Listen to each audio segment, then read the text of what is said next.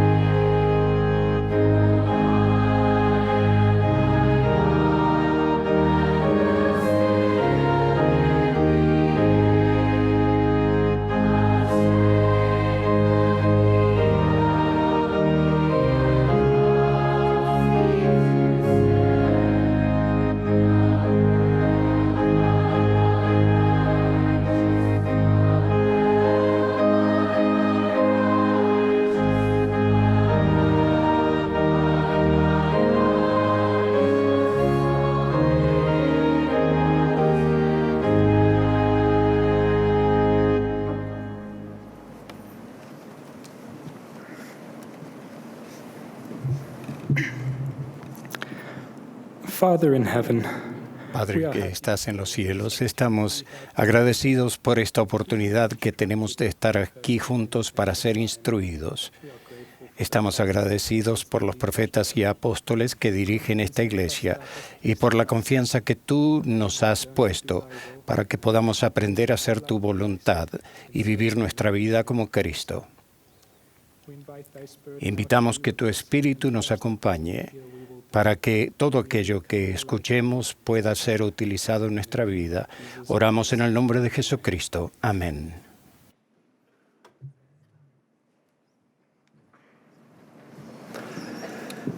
Esta tarde nos acompaña el coro del Instituto de Efraín que cantará ¿Dónde hallo el solaz?, dirigidos por Greg Booth y acompañados en el órgano por Capri Daly.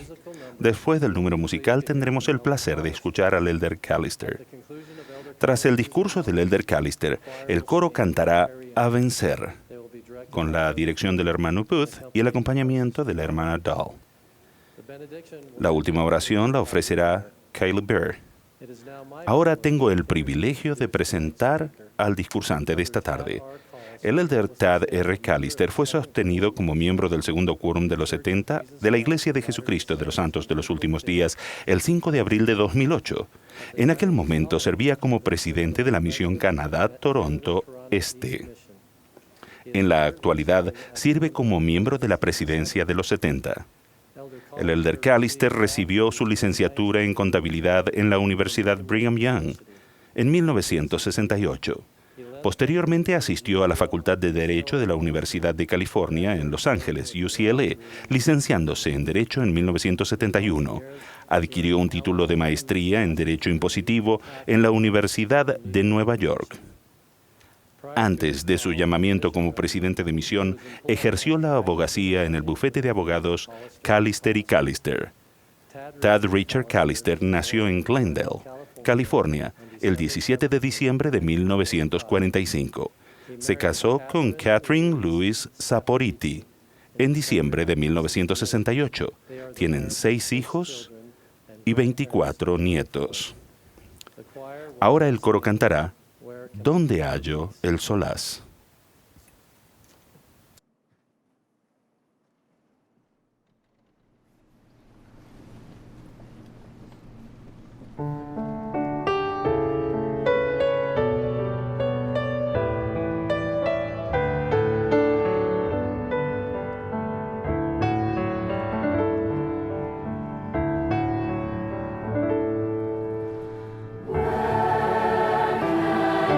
I turn for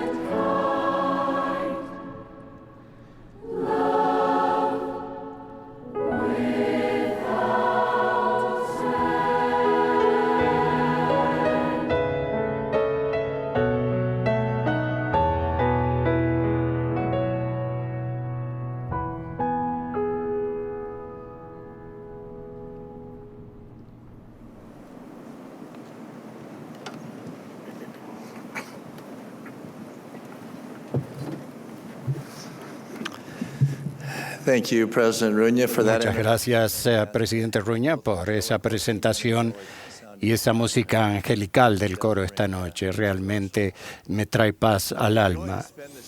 Es una alegría pasar este momento con quienes serán líderes y padres en esta iglesia. Por eso creo que el futuro de la misma es seguro y brillante. Por consiguiente, quisiera hablar sobre la iglesia que ustedes presidirán un día. En la primera sección de Doctrina y Convenios, el Señor hace esta audaz e importante declaración. Esta es la única iglesia verdadera y viviente sobre la faz de toda la tierra. ¿Qué significa eso? No significa que otras iglesias no posean alguna verdad, porque ciertamente tienen. No quiere decir que otras iglesias no hagan el bien, porque hacen mucho bien. Lo que sí significa es que esta es la única iglesia que tiene toda la verdad que se ha revelado hasta el momento en esta dispensación. La única iglesia que tiene las ordenanzas necesarias para la exaltación y la única que tiene el sacerdocio de Dios para llevar a cabo esas ordenanzas con validez divina. ¿Qué evidencias tenemos de esa aseveración? Hace unos años, mi esposa y yo necesitábamos una casa más grande para nuestra familia, así que encontramos un terreno donde construirla. Pasamos un tiempo ideando un plano que se adaptara mejor a nuestras necesidades. Mi esposa diseñó una puerta plegable entre la sala familiar y el salón que pudiera abrirse para realizar actividades grandes de la familia y los jóvenes. Con el espacio adicional sobre el garaje diseñamos un cuarto donde nuestros hijos pudieran participar en actividades sanas. Detrás del garaje se construyó un cuarto para almacenar comida. Todo esto se incorporó al plano y la casa se edificó de acuerdo.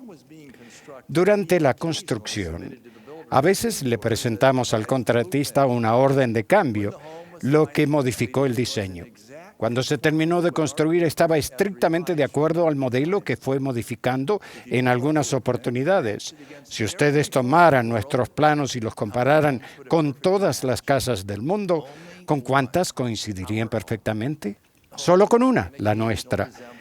Es posible que hubiese una que otra similitud, una habitación del mismo tamaño, algunas ventanas similares, pero metro por metro, cuarto por cuarto, únicamente habría una casa que coincidiría perfectamente con el plano, la nuestra. De manera similar, Cristo edificó una casa de acuerdo a las necesidades espirituales de sus hijos. Se le llamó su iglesia.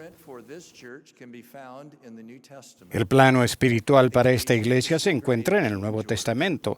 De vez en cuando el Salvador hizo alguna orden de cambio y fue presentada en forma de revelación. Por ejemplo, el Salvador inicialmente mandó a sus apóstoles que predicaran el Evangelio a la casa de Israel, pero no a los gentiles. Sin embargo, después de la ascensión del Salvador, Él le dio a Pedro una orden espiritual de cambio, una revelación por medio de una visión de que el Evangelio ahora se debía enseñar también a los gentiles. La experiencia de Pedro enseña por lo menos dos importantes principios respecto al gobierno de la Iglesia de Cristo. Uno, el plano se podía cambiar, pero solo mediante la revelación de Cristo. Y segundo, dicha revelación la recibiría el profeta, que era el portavoz de Dios sobre la tierra. En otras palabras, la Iglesia de Dios se gobernaría mediante la revelación divina y el orden. Si alguien deseara encontrar la Iglesia de Cristo en la actualidad, tendría que igualar el plano espiritual que se encuentra en el Nuevo Testamento, organización por organización, enseñanza por enseñanza y revelación por revelación, fruto por fruto. Y al hacerlo, tal vez encontraría algunas iglesias que tuviesen ciertas similitudes, una o dos enseñanzas que coincidieran, una que tuviesen una ordenanza que es igual a algunos oficios que llevan nombres comunes, pero solo encontrará una iglesia, la Iglesia de Jesucristo de los Santos de los Últimos Días, que coincide con el plano en todo aspecto material. Quisiera poner a prueba esa aseveración. Demos vuelta a la primera página del plano y descubramos cuál era la organización de la Iglesia de Cristo como es revelada aquí. Primero, la Iglesia de Cristo estaba fundada sobre apóstoles y profetas. Al escribirles a algunos miembros, Pablo dijo que ahora estaban edificados sobre el fundamento de los apóstoles y profetas, siendo la principal piedra del ángulo Jesucristo mismo. Los apóstoles entendían la necesidad imperante de mantener intacto el quórum de los 12 apóstoles. Al fallecer uno de ellos, como en el caso de Judas, haciendo desaparecer una porción del cimiento, los otros 11 se reunieron y eligieron juntos a un sucesor a fin de que el cimiento quedase intacto. Los apóstoles entendían esto y este modelo manifestó la importancia de mantener un quórum. Ellos eran tan importantes para el bienestar de la Iglesia que Pablo declaró cuánto tiempo los necesitábamos hasta que todos lleguemos a la unidad de la fe. Y después explicó por qué. Para que no fuésemos llevados por doquiera de todo viento de doctrina. En consecuencia, los apóstoles eran esenciales para mantener la doctrina pura. Supongan que yo contara una historia a alguien que está en un extremo de una fila frente a mí y que después esa persona se la contara a la persona sentada a su lado y así sucesivamente hasta el final de la sección. ¿Qué le ocurriría a la historia? Cambiaría. Siempre cambia. Es la naturaleza humana. Así ocurrió con la doctrina que enseñaron los apóstoles al predicar en diferentes pueblos y aldeas. A medida que la doctrina pasaba de una persona a otra, empezó a cambiar. Mientras que los apóstoles estuviesen presentes, podían corregirla mediante epístolas o sermones personales. Pero cuando ellos desaparecieron, dejó de existir un sistema de verificación. Ya no hubo una mano correctora y las doctrinas se tergiversaron o se perdieron. Por esta y otras razones, el plano revela que los apóstoles y profetas constituían el cimiento de la Iglesia de Cristo. ¿Conocen una orden de cambio por revelación en el Nuevo Testamento que revisara el plano y declarara que ya no se necesitan apóstoles? Yo no.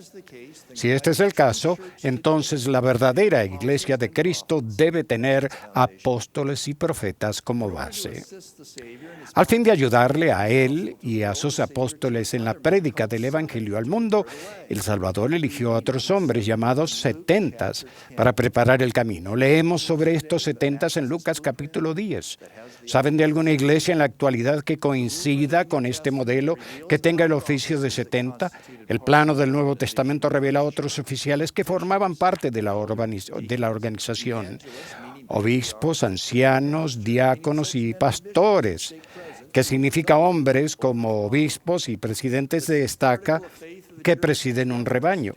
El sexto artículo de fe de la Iglesia hace referencia a este modelo.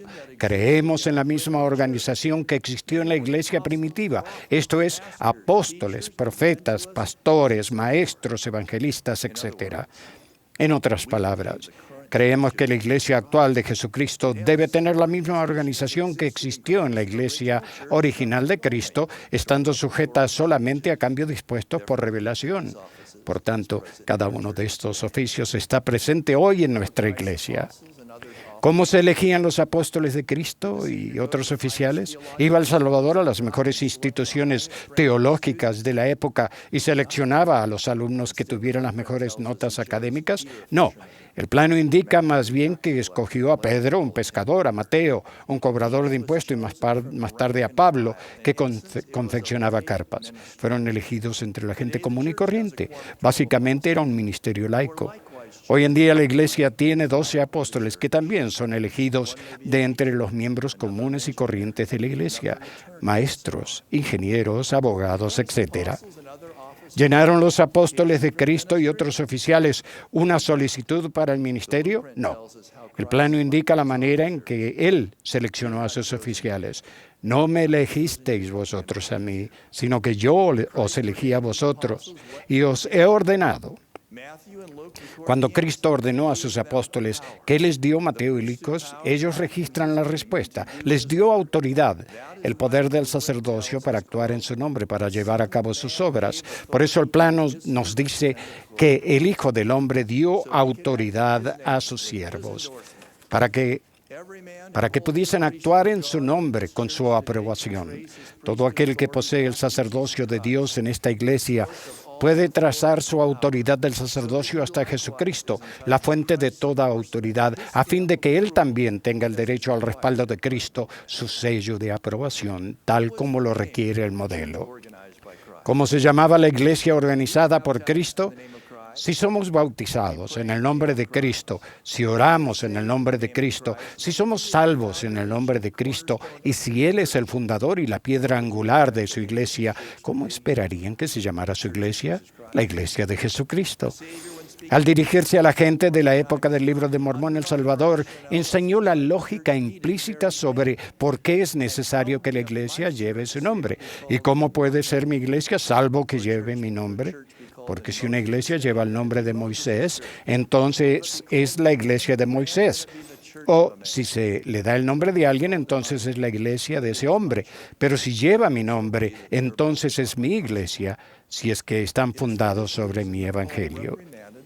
Es por esta razón que Pablo reprendió a algunos de los primeros miembros de la iglesia porque se llamaban a sí mismos según el nombre de ciertos discípulos en vez del nombre de Cristo. Asimismo, Pablo escribió: quiero decir que cada uno de vosotros dice yo soy de Pablo, y yo de Apolos, y yo de Cefas, y yo de Cristo.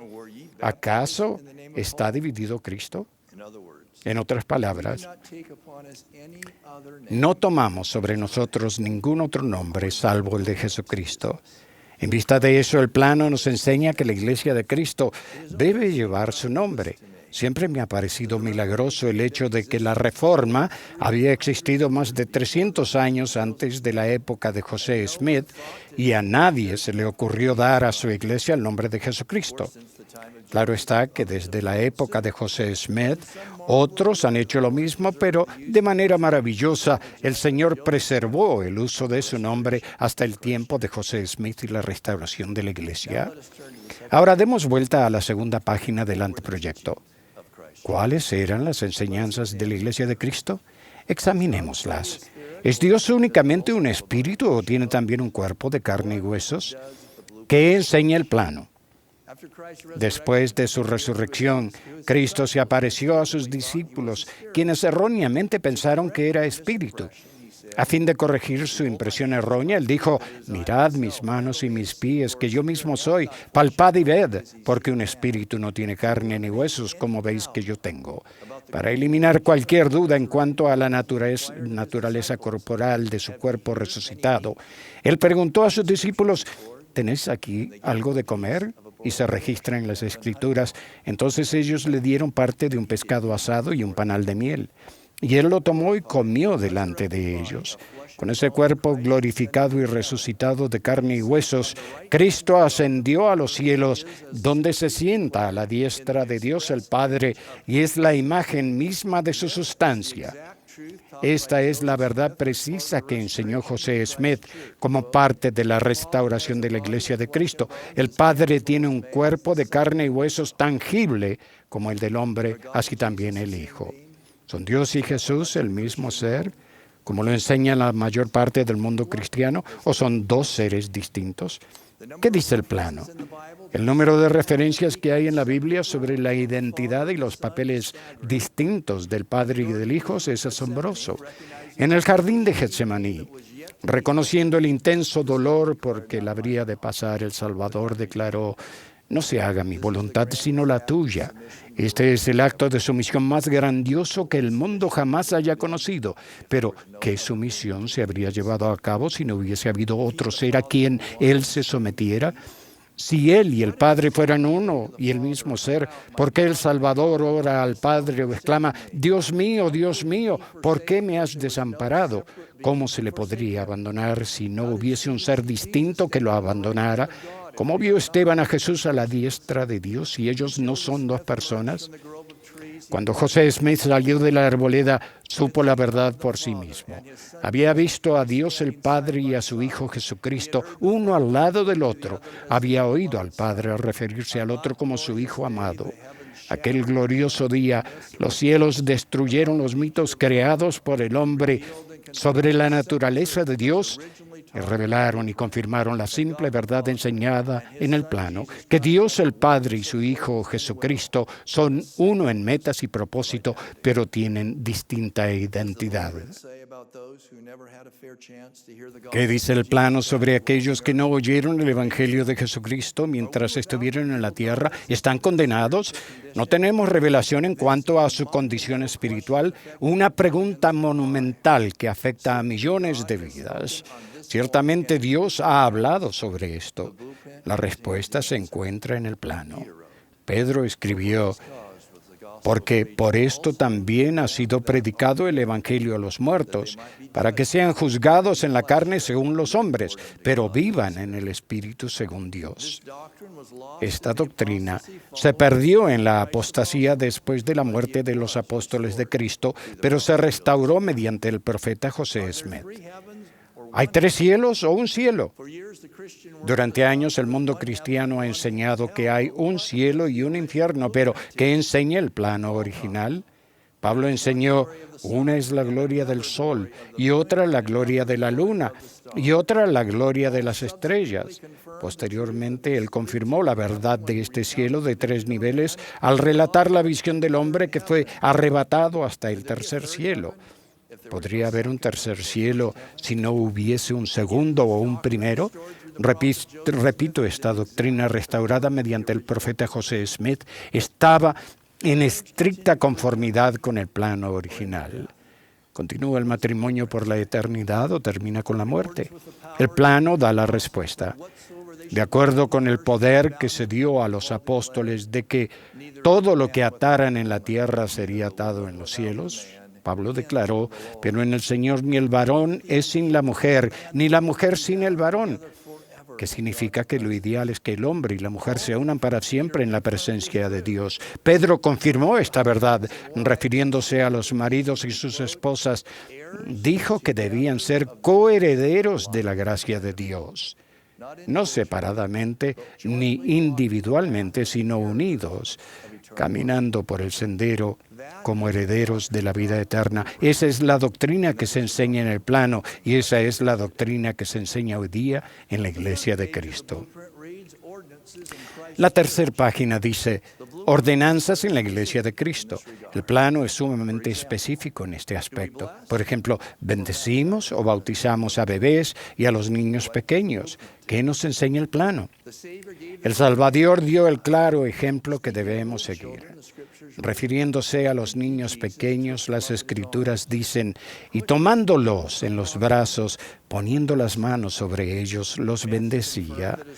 Mateo confirmó que, con respecto a los niños pequeños, el Salvador puso las manos sobre ellos. Aprendemos que ellos son bendecidos, no bautizados. De hecho, en el Nuevo Testamento no hay un solo relato que se haya llevado a cabo el bautismo de un niño pequeño.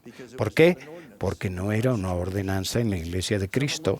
Alguien que busque la Iglesia de Cristo hoy debe buscar a una iglesia que bendice y no que bautiza a los niños pequeños. ¿Es esencial el bautismo para la salvación? ¿Qué nos enseña el plano? Después de que Cristo puso el ejemplo al ser bautizado, declaró indiscutiblemente: el que no naciere del agua y del Espíritu no puede entrar en el reino de Dios. Asimismo, Pedro enseñó: arrepentíos y bautícese cada uno de vosotros en el nombre de Jesucristo para perdón de los pecados, y recibiréis el don del Espíritu Santo. Lo que se enseña en el plano es exactamente lo que se enseña en la Iglesia de Cristo hoy. Se efectúa el bautismo por aspersión, derramando agua, o por inmersión. En el plano figuran por lo menos 4 evidencias de que el bautismo se ha de llevar a cabo por inmersión. Primero, el Salvador, nuestro gran ejemplo, subió inmediatamente del agua, indicando que primeramente debió haber descendido al agua. Segundo, Juan el Bautista bautizaba también en Enón, junto a Salim, porque había allí muchas aguas. ¿Por qué viajaría a un lugar de muchas aguas si la aspersión o el derramar agua eran métodos aceptados del bautismo? Tercero, Pablo nos dice que el bautismo es simbólico de la muerte, sepultura y resurrección de Jesucristo. A medida que el nuevo converso se encuentra en las aguas del bautismo, representa al hombre antiguo que está a punto de morir. Al ser sumergido en el agua, sus pecados son sepultados y perdonados por el poder purificador simbólico del agua. Entonces, al salir del agua, figura como un representante del hombre nuevo o resucitado en Jesucristo. Todo el simbolismo que encierra el bautismo es compatible con el bautismo por inmersión y no por otros métodos. Y cuarto, el vocablo griego del que se traduce bautismo significa zambullirse o sumergirse en el agua. Will Durant, un destacado historiador, hizo esta observación. En el siglo IX, el antiguo método cristiano del bautismo por inmersión total se había reemplazado gradualmente con el de aspersión por ser menos peligroso para la salud en los climas del norte. No debe sorprendernos que José Smith recibiera una revelación sobre la forma en que se ha de llevar a cabo el bautismo, la cual es perfectamente compatible con el plano de Cristo. ¿Era el bautismo por los muertos una ordenanza en la iglesia original de Cristo? Sí. Los miembros de la iglesia de Corinto estaban participando en una ordenanza correcta conocida como el bautismo por los muertos. Sin embargo, estas personas dudaban de la realidad de la resurrección. Percibiendo la contradicción de lo que estaban haciendo en comparación con lo que creían, Pablo utilizó su participación en la ordenanza correcta del bautismo por los muertos para probar la doctrina correcta de la resurrección. De otro modo, ¿qué harán los que se bautizan por los muertos si en ninguna manera los muertos resucitan? ¿Por qué, pues, se bautizan por los muertos? Una vez que alguien cruza la barrera doctrinal y reconoce que el bautismo es esencial para la salvación, que lo es, entonces lógicamente es guiado a creer en el bautismo por los muertos. No hay escapatoria. De otro modo, ¿cómo contestaría uno la difícil pregunta: ¿qué sucede con aquellos que murieron sin la oportunidad de ser bautizados? Aquellos que confrontan este interrogante tienen 4 posibles opciones a escoger. Primero, los que no han sido bautizados serán condenados e irán al infierno.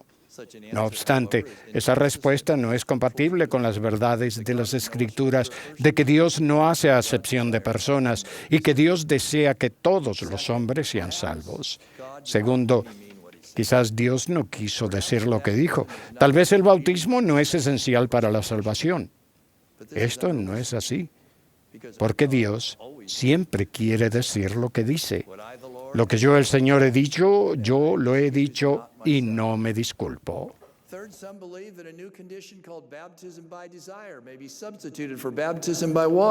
Tercero, algunos creen que una nueva condición llamada bautismo por deseo puede reemplazar al bautismo por agua.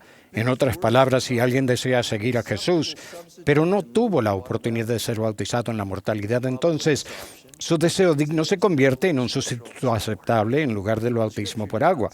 El problema con esta opción es que no se corrobora en las Escrituras. Estas no dicen el que naciere del deseo, sino más bien el que no naciere del agua y del Espíritu no puede entrar en el reino de Dios.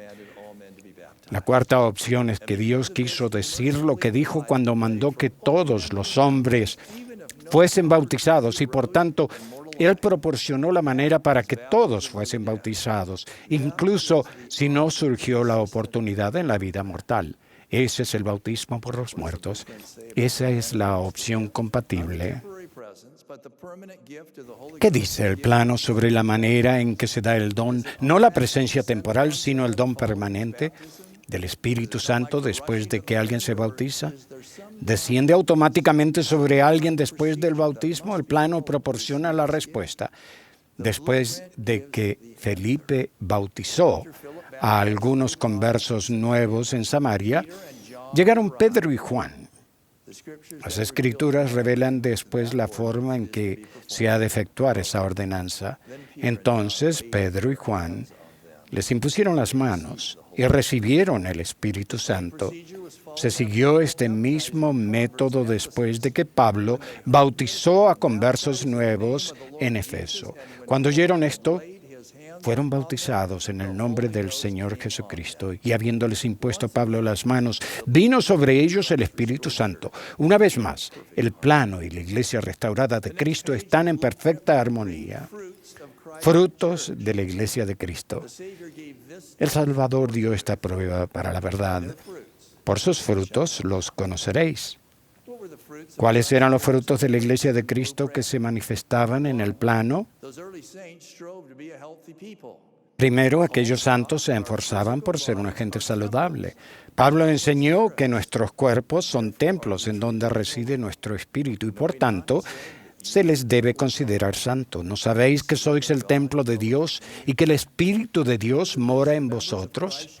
Debido a ello, los miembros de la Iglesia de Cristo tenían ciertas leyes de salud, las cuales obedecían, tales como el beber vino, que se encuentran en Efesios 5 y en 1 Timoteo. De acuerdo con esta ley divina de tratar nuestros cuerpos como templos, José Smith recibió una ley de salud del Señor conocida como la palabra de sabiduría. Varios estudios han confirmado que los miembros de la Iglesia de Jesucristo, de los santos de los últimos días, se cuentan entre las personas más saludables del mundo. Ese es uno de los frutos de vivir la ley de salud de Cristo. Un segundo fruto fueron los milagros y dones del Espíritu. Están registrados en una página tras otra en el Nuevo Testamento. Eran evidencia de que el poder de Dios existía en la Iglesia de Cristo. Pero con la llegada de la apostasía, los milagros disminuyeron. Los historiadores rápidamente lo reconocieron y los reformadores lo admitieron.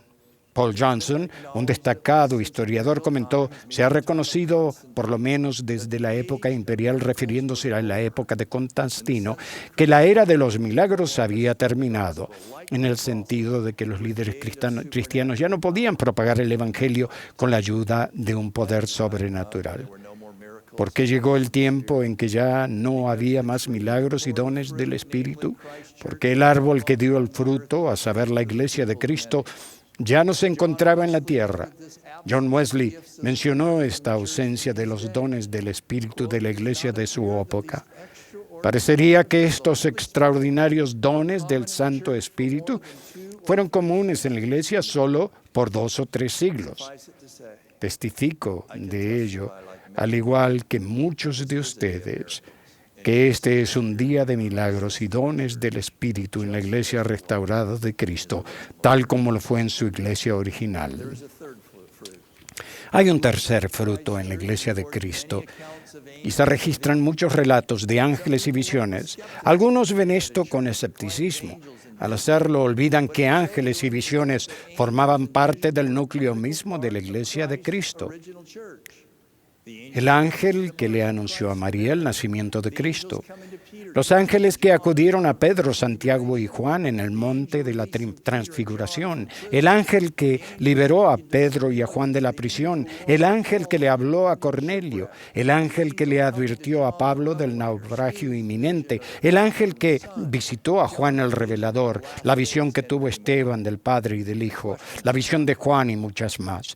El interrogante no debería ser: ¿cómo puede la Iglesia de Jesucristo de los Santos de los últimos días ser la Iglesia verdadera con sus presuntos ángeles y visiones? Sino, ¿cómo puede cualquier iglesia afirmar ser la verdadera Iglesia de Cristo a menos que tenga ángeles y visiones, tal como fue en el caso de la Iglesia original de Cristo?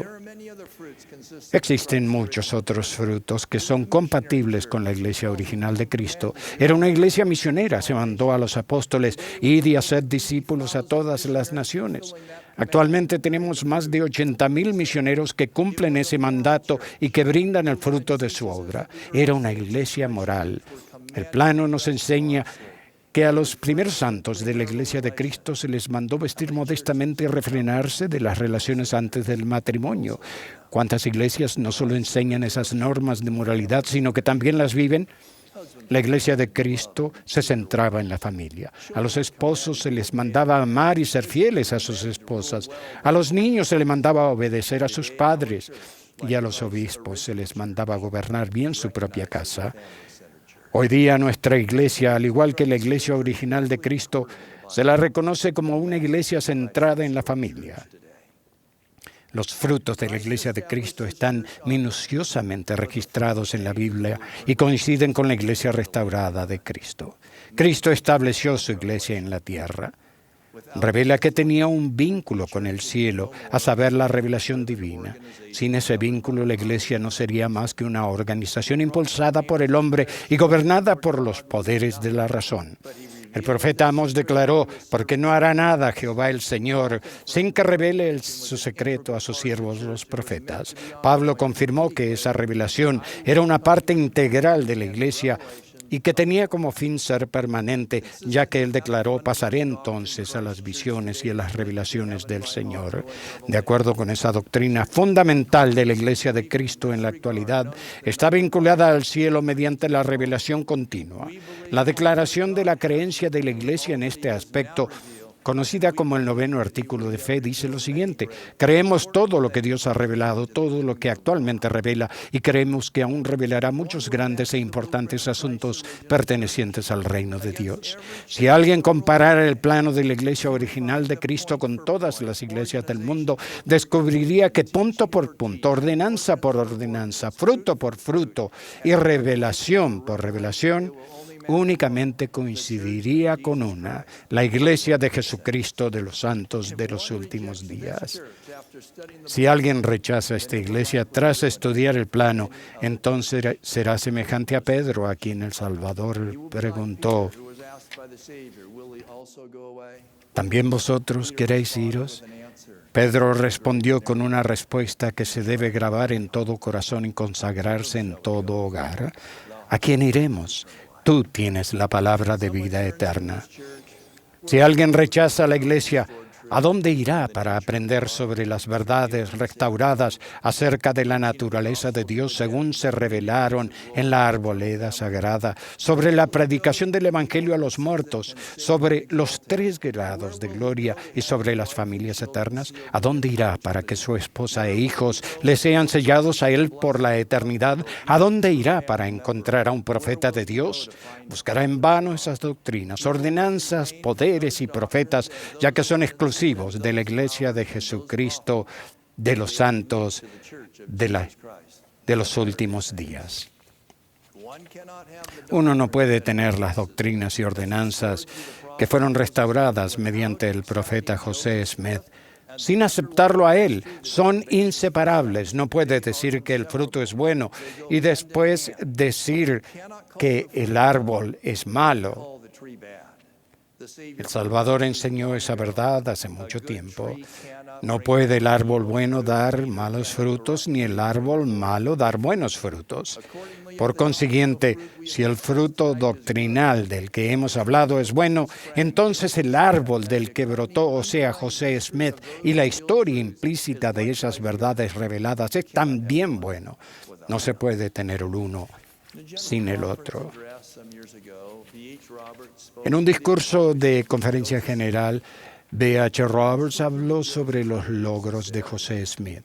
Luego, refiriéndose a los críticos de José, dijo, iguálenlo, iguálenlo. Les digo, o con la mano en la boca, permanezcan en silencio cuando se pronuncie su nombre. Las dudas históricas o sociales que algunos puedan tener, los supuestos conflictos científicos, todos son una distracción. El escenario principal lo constituyen las doctrinas, las ordenanzas, el poder del sacerdocio y otros frutos de nuestra iglesia. Pero algunos tal vez respondan, creo todo eso, pero ¿cómo le respondo a los críticos y sus preguntas específicas? Un abogado sabe que después de que el fiscal presenta a su testigo principal, el caso contra el acusado no podrá ser peor. Alguien que fuese a dictar sentencia a esas alturas podría determinar la culpabilidad del acusado. Pero entonces sucede un fenómeno interesante en la sala del tribunal. La defensa inicia el interrogatorio de ese mismo testigo y con frecuencia ocurre lo siguiente. Las respuestas definitivas del testigo se empiezan a debilitar bajo la presión del interrogatorio. Él ahora parece contradecirse, incluso tener fallos en lo que recuerda de los hechos. La historia aparentemente sólida del testigo se empieza a desplomar con cada pregunta nueva. El testigo era capaz de contestar las preguntas inofensivas de su fiscal, pero al enfrentarse a las serias preguntas de la oposición, no puede soportar su intensidad ni semejante sondeo. Para cuando finaliza el interrogatorio, en gran medida se ha desacreditado al testigo. El observador que previamente estaba preparado para culpar al acusado, ahora ve con ojos diferentes la inocencia total del hombre. De igual manera, algunos críticos lanzan a la Iglesia preguntas parciales que tienen como fin ponerla bajo la peor de las luces. Pero las preguntas van en ambas direcciones. Los testigos claves de la Fiscalía no están exentos de los interrogatorios, ni tampoco lo están los críticos más rigurosos de la Iglesia. Nunca he encontrado a ningún opositor que pudiera darme respuestas satisfactorias durante un interrogatorio a las siguientes preguntas. Primero, ¿cómo supo José Smith restaurar las doctrinas y ordenanzas de la Biblia, tales como la doctrina de la existencia premortal, la verdadera naturaleza de Dios, la predicación del Evangelio a los muertos, el bautismo por los muertos y otras, cuando las iglesias de su época no enseñaban tales doctrinas y ordenanzas? ¿Por qué fue José Smith el único en descubrirlas? Aun considerándolo un genio teológico, ¿no hubo otros genios en los 1800 años después del ministerio del Salvador que también pudieron hacerlo? Segundo, si esta iglesia no es la iglesia de Cristo, entonces, ¿por qué tiene los mismos frutos que la iglesia original de Cristo? A saber, milagros y dones del Espíritu, revelación actual de apóstoles y profetas, ángeles y visiones, gente moral, gente que hace obra misional y que se centra intensamente en la familia. ¿No nos dio el Salvador la prueba? Ciertamente, se podrían formular muchas preguntas más en un interrogatorio. Sin embargo, hay ciertas preguntas que superan y trascienden a todas las demás. Básicamente, son el meollo del asunto. Baste decir que algunas preguntas son simplemente más importantes que otras a la hora de descubrir la verdad. Si llegan a saber que José Smith restauró las enseñanzas y ordenanzas bíblicas mencionadas, si llegan a saber que la Iglesia de Jesucristo de los Santos de los Últimos Días tienen los mismos frutos que la Iglesia original de Cristo, o que el Libro de Mormón es de origen divino, entonces saben que José Smith es un profeta. Y si José Smith es un profeta, entonces es la única iglesia verdadera y viviente sobre la faz de toda la tierra, y todas las demás preguntas resultan mediocres en comparación. Es como la decisión del Tribunal Supremo sobre un tema. Hasta ese punto, todas las decisiones de los tribunales menores para probar lo contrario, todas las preguntas de los críticos, no importa cuán inquisitivas, desconcertantes y divertidas pueden ser, ya no son un factor importante en la ecuación de la verdad. ¿Por qué? Porque ustedes ya han contestado las preguntas clave, que son el pilar fundamental para conocer la verdad. Basta decir que puedo vivir con algunas imperfecciones humanas, incluso entre los profetas de Dios. Eso es de esperar de los mortales. Puedo vivir con algunos supuestos descubrimientos científicos que son contrarios al Libro de Mormón. El tiempo los corregirá. Y puedo vivir con algunas supuestas anomalías históricas.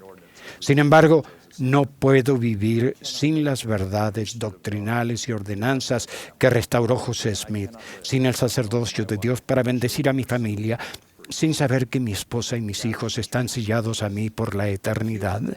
Esa es la opción que tenemos. Unas cuantas preguntas sin respuesta por un lado, frente a infinidad de certezas doctrinales y el poder de Dios por otro lado, y espero que para nosotros la alternativa sea fácil y lógica. Doy testimonio de que la iglesia que algún día ustedes presidirán lleva el nombre de Cristo porque tiene su nombre, su organización, sus enseñanzas, sus ordenanzas, sus poderes, sus frutos y su constante revelación, los cuales se mencionan en su plano divino. Ruego que tengamos los ojos espirituales para ver la relación que existe entre ese plano y la iglesia restaurada de Cristo en la actualidad, ya que es uno de los testigos convincentes de Dios para con nosotros. De esto doy mi testimonio en el nombre de Jesucristo. Amén.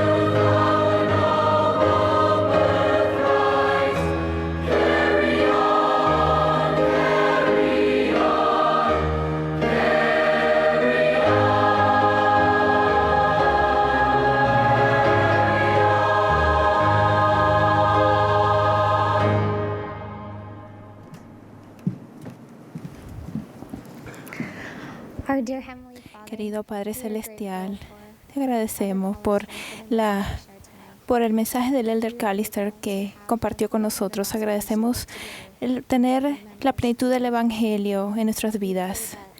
Oramos para que nos puedas ayudar a reconocer el Espíritu y que podamos encontrar y tener el Evangelio. Agradecemos por todas las cosas que has hecho por nosotros en el nombre de nuestro Salvador Jesucristo. Amén.